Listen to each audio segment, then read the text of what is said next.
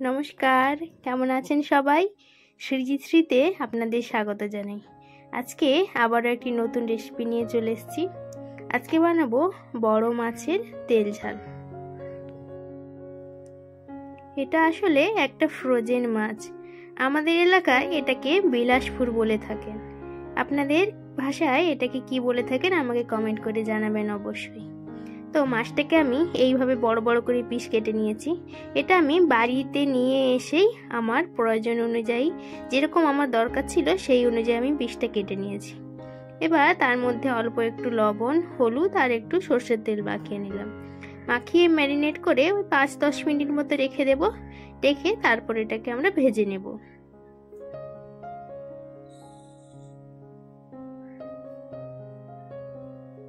মাছের সাইজ একটা আপনাদের তুলে দেখাচ্ছি।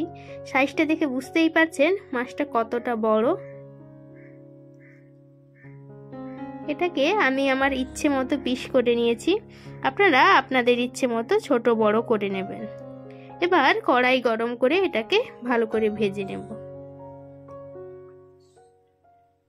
তেলটা যখন ভালো করে গরম হয়ে যাবে তারপর আমরা মাছগুলো এর মধ্যে ছাড়বো।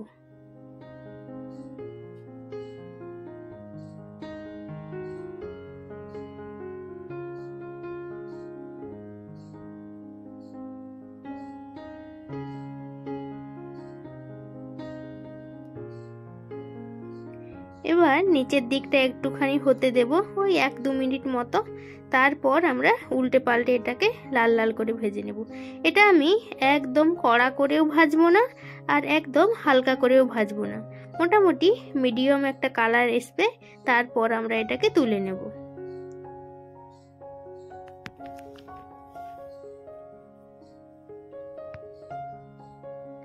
এই যে দেখুন লাল লাল করে ভাজা হয়ে গেছে। কালারটা দেখে বুঝতেই পারছেন যে আমি কতটা লাল করে ভেজেছি বা কতটা কড়া করে ভেজেছি।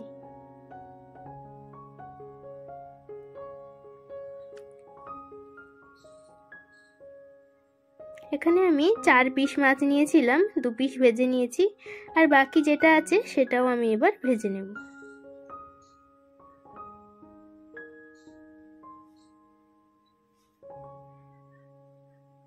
এটাকেও এবার ওইভাবে লাল করে ভেজে তুলে নেব।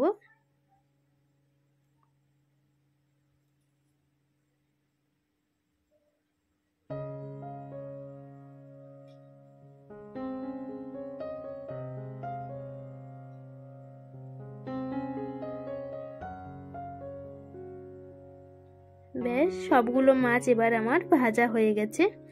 এবার ওই তেলের মধ্যেই আমি অল্প চিনি দিলাম। ওই তেলটাই যথেষ্ট, অনেকটা তেল দেওয়া হয়ে গেছিল মাছ ভাজার জন্যে, যে কারণে আর নতুন করে তেল দিতে হচ্ছে না। 1 চামচ চিনি দেওয়ার পর 2টো ছোট এলাচ ফাটিয়ে দিলাম। চিনিটা ক্যারামেল হওয়া পর্যন্ত অপেক্ষা করব। চিনিটা ক্যারামেল হলে কি হবে, এই ঝোলের কালারটা খুব সুন্দর আসবে। চিনিটা দেখুন বুদবুদ করে ক্যারামেল হওয়া শুরু হয়ে গেছে, নিচে থেকে আপনারা বুঝতে পারছেন। তারপর দিয়ে দিলাম 1/2 চামচ মতো কালো জিরে। কালো জিরেটাও একটা সুন্দর করে গন্ধ ছেড়ে আসবে আর চিনিটাও ক্যারামেল হয়ে যাবে। তারপর আমি দিয়ে দেব একটা পেঁয়াজ কুচি। পেঁয়াজ কুচিটা আমি এখানে কম ব্যবহার করছি, কেননা আমি পরে পেঁয়াজটাকে বাটা ওর মধ্যে ব্যবহার করব।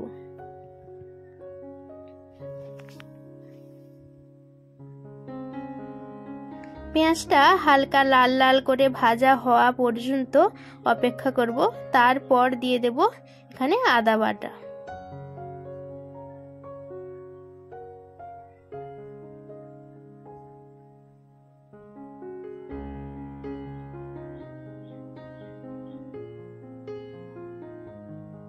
তারপর দিয়ে দিলাম অল্প লবণ।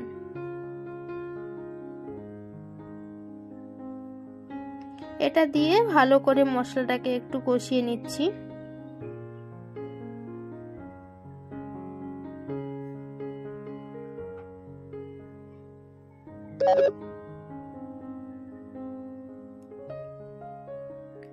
এরপর আমরা দিয়ে দেব পেঁয়াজ বাটা। একটা পেঁয়াজ আমি কুচনো দিয়েছিলাম আর একটা পেঁয়াজ বেটে দিচ্ছি। আর ওই আদার সাথেই আমি 2 কোয়া রসুন বেটে নিয়েছিলাম, যেটা আপনাদের বলা আমার হয়নি। তো এই আদা রসুনটা একসাথেই পেস্ট করা ছিল।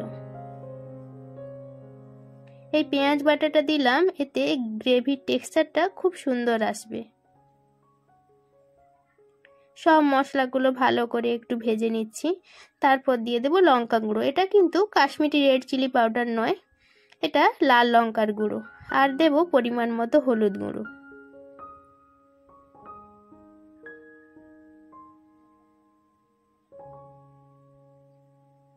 এবার একটা বড় সাইজের টমেটো বেটে রেখেছিলাম, সেই টমেটো পেস্টটা এর মধ্যে দিলাম।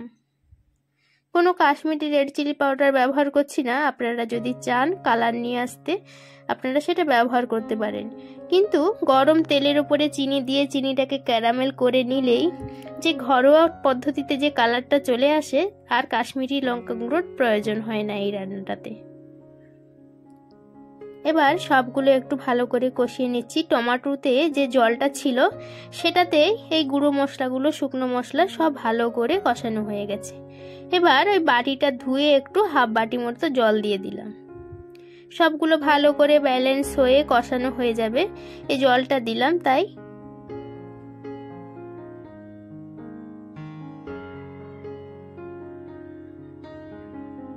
এভাবে প্রায় 3-4 মিনিট ধরে আঁচটাকে একটু কম করে ভালো করে কষিয়ে নেবেন, যাতে তেলটা ছেড়ে দেবে মশলাটা।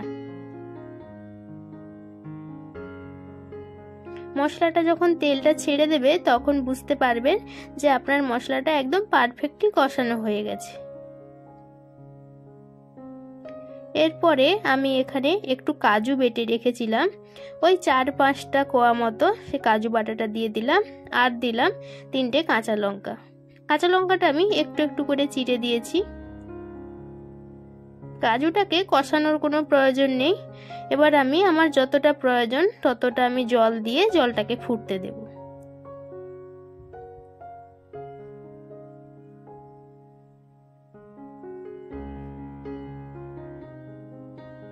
প্রথমে আমি লবণ দিয়েছিলাম 1 চামচ মতো।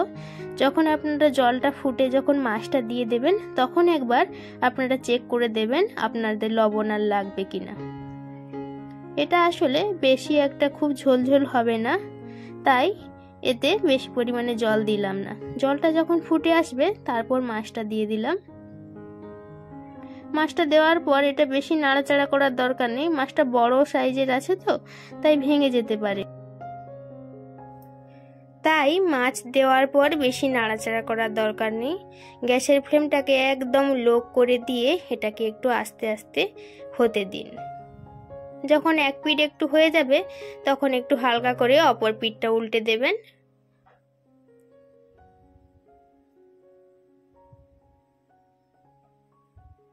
এই সময় আপনারা লবণটা একটু টেস্ট করে নেবেন, যদি প্রয়োজন হয় এখন দিয়ে দেবেন।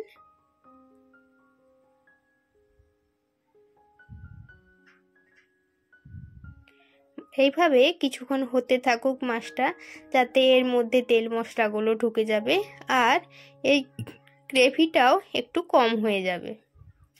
মাছটা একটু গায়ে মাখা হবে, তো ততক্ষণ পর্যন্ত গ্যাসটা একটু স্লো করে দিয়ে আমাদের অপেক্ষা করতে হবে।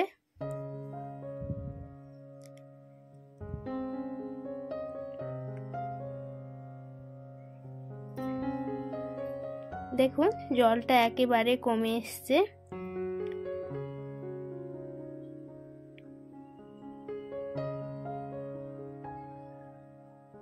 একটা পিস আপনাদের তুলে দেখাচ্ছি।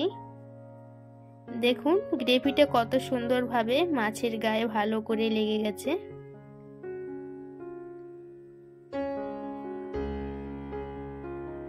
ব্যাস, এর বেশি আর রসটাকে কমানোর দরকার নেই, এটাই ঠিক আছে। কারণ এটা যখন আরেকটু ঠান্ডা হয়ে যাবে তখন এটা এমনিতেই রসটা আরেকটু টেনে নেবে। এবার আমরা গ্যাসটাকে অফ করে দেব।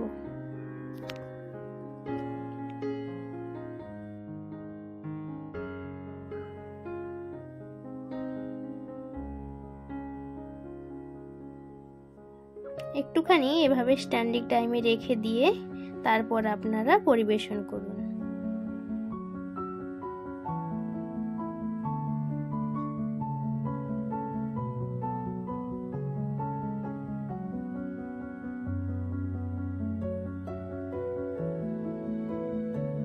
এই ছিল আজকে আমার আয়োজন। ভিডিওটি যদি ভালো লেগে থাকে তাহলে অবশ্যই একটা লাইক করবেন,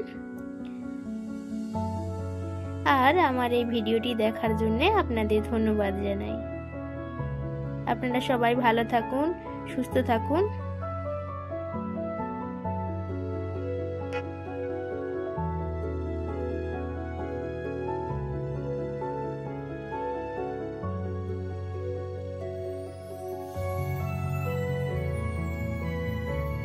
দেখা হবে পরবর্তী কোনো রেসিপিতে। ধন্যবাদ।